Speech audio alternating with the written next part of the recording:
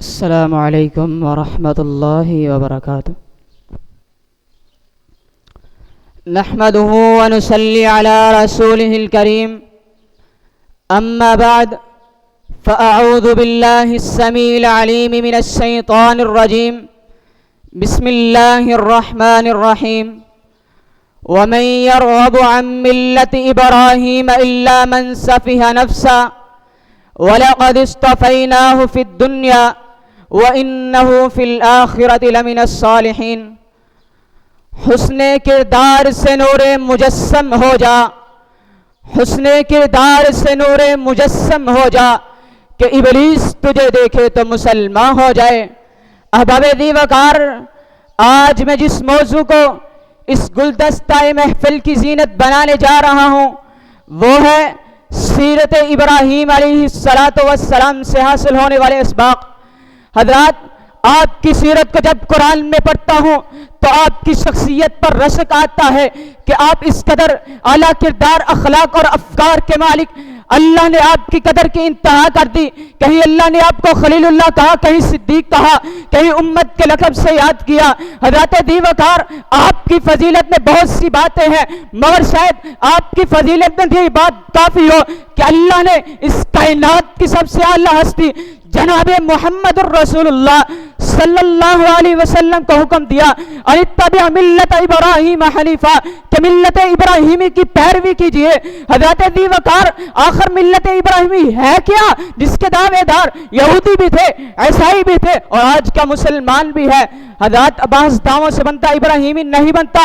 ابراہیمی بننے کے لیے آپ کی سیرت کو، اخلاق کو، کردار کو اپنانا ہوگا، اور آپ اس وقت تک بھی ابراہیمی نہیں بن سکتے جب تک شرک سے بیزار نہ ہو جائے، اپنی زندگی میں شرک کو مات نہ دے دے، کیونکہ آپ علیہ السلام کا سب سے بڑا تعارف یہ تھا کہ وہ مشرک نہیں تھے، اور یہ سرٹیفکیٹ میں نے اور آپ نے نہیں دیا، کسی ایم پی اے ایم نے نہیں دیا، کسی وزیر اعظم وزیر اعلیٰ نے نہیں دیا۔ میں تو یہاں تک بھی کہوں گا یہ سرٹیفکیٹ کسی نبی یا ولی نے نہیں دیا، بلکہ خود اللہ نے قرآن میں دیتے ہوئے فرمایا، ما کان ابراہیم یہودیا ولا نصرانیا ولکن کان حنیفا مسلما وما کان من المشرکین۔ حضرات دی وقار، آپ کی سیرت کا ایک خوبصورت پہلو یہ بھی ہے کہ آپ اللہ کی نعمتوں کے شکر گزار تھے، کبھی بھی اللہ کی نعمتوں کا گلہ شکر نہیں کیا۔ اگر اولاد نہیں تھی تب بھی شکر گزار رہے، اولاد مل گئی تو شکر گزاری کی انتہا کر دی۔ فرمایا، الحمدللہ الذی وہب لی علی الکبر اسماعیل و اسحاق ان ربی لسمیع الدعاء۔ حضرات، آج ہمارے پاس دنیا کی ہر نعمت موجود ہے، مال و متاع موجود ہے، اولاد موجود ہے، اس کے باوجود آج ہم اللہ کی نعمتوں کے شکر گزار کم اور نہ شکری زیادہ کرتے ہیں۔ یاد رکھو، سچا ابراہیمی بننے کے لیے شکر گزار بننا ہوگا، نہ شکر بندے کا ابراہیم علیہ السلام کے ساتھ کوئی تعلق نہیں۔ اگر آپ کو ایک بیٹے کی حیثیت سے دیکھا جائے تو کبھی بھی اپنے باپ کے سامنے اونچی آواز سے بات تک نہیں کی۔ یہی وجہ ہے کہ آپ کا باپ جیسا بھی تھا مگر آپ نے اس کے لیے دعا ہی فرمائی، کبھی بد دعا نہیں کی۔ فرمایا، سلام علیک ساستغفر لک ربی انہ کان بی حفیہ، اور کبھی فرمایا، واغفر لی ابی انہ کان من الضالین۔ حضرات دی وقار، یاد رکھو، ابراہیمی بننے کے لیے ہمارا اپنے والدین کے ساتھ بات کرنے کا انداز درست ہونا چاہیے۔ آپ کی سیرت سے ہمیں معلوم ہوتا ہے کہ آپ نے دین حنیف کی خاطر ہر مصیبت پر صبر و استقامت کا مظاہرہ کیا۔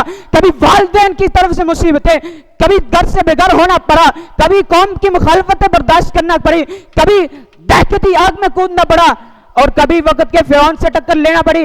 حضرات دی وقار، یہی وجہ ہے کہ زندگی میں آنے، حضرات دی وقار، یہی وجہ ہے اسلام لانے کے بعد ہمیں اللہ اور اس کے رسول کے احکامات کے سامنے سرخم تسلیم کر لینا چاہیے۔ میری اللہ سے دعا ہے کہ وہ زندہ رکھے تو ملت ابراہیمی پر، موت آئے تو ملت ابراہیمی پر، اور آخرت میں حضور پاک صلی اللہ علیہ وسلم کے ساتھ ساتھ جد الانبیاء کا ساتھ نصیب فرمائے۔ ھذا ما کان عندی واللہ اعلم بالصواب، والسلام علیکم۔